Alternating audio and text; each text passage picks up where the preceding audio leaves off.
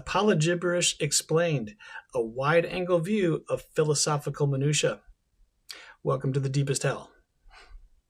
I'm going to try to make this a short one, but it's probably going to be long. Part of my channel is advocating for children, but that advocacy is the awareness of childhood religious trauma. But what if the religion itself is just complete fabricated nonsense?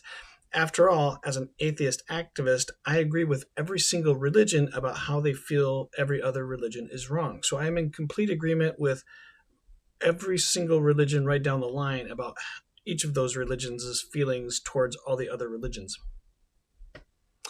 There are a group of people who make arguments for the existence of their God, and they are known as apologists.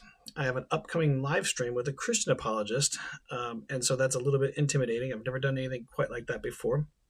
I'm not sure what all the topics will be covered, but it did spring from the observation of some of my comments on Facebook. So apparently somebody's actually listening, so I'm not wasting all my time on social media.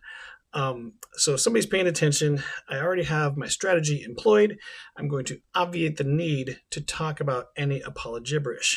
Matt Dillahunty is one of my heroes when it comes to anti-apologetics. He was recently debating a Muslim apologist who was advocating for the medical phenomenon of precocious puberty as a justification for essaying children, as it's discovered in the Quran.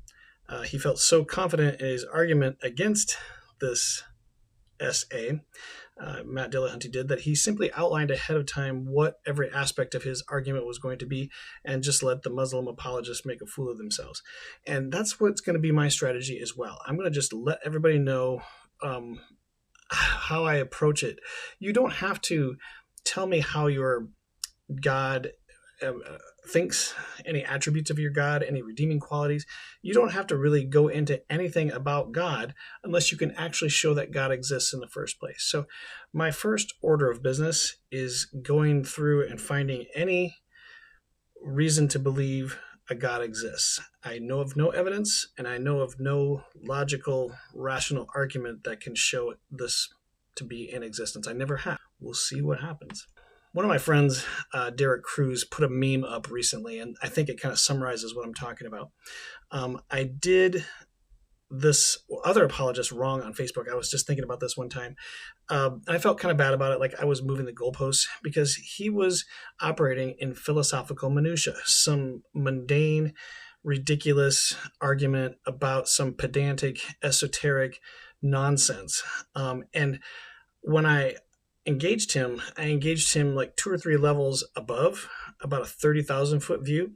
And so he still didn't answer my question, and it was relevant, but I felt kind of bad because I didn't go down into the Philbro minutia and stuff that, listen, I'm sorry. If you believe in a God that thinks you need to go get a PhD in philosophy to answer questions about their existence, or, thinks you have to have, jump through hoops and know a song and dance and do all these things just to prove their existence, when all they would have to really do is show up and explain a few things, answer a few questions, display a little bit of power, and boom, I would be a believer. I would be worshiping. I would know exactly who to hate, and I would avoid hell.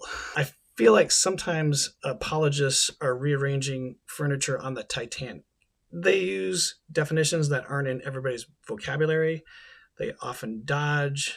They often answer questions that aren't even answered, or they just don't answer the question. The big 30,000 foot questions. Why doesn't God show up? Why doesn't God talk in the language that we speak? Why would God leave a manuscript that could be interpreted in many different ways?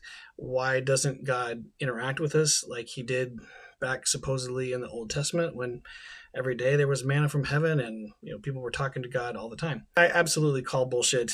I think there might need to be a new hashtag, the 30,000 foot view of apologibrish, or obviated philosophical minutia.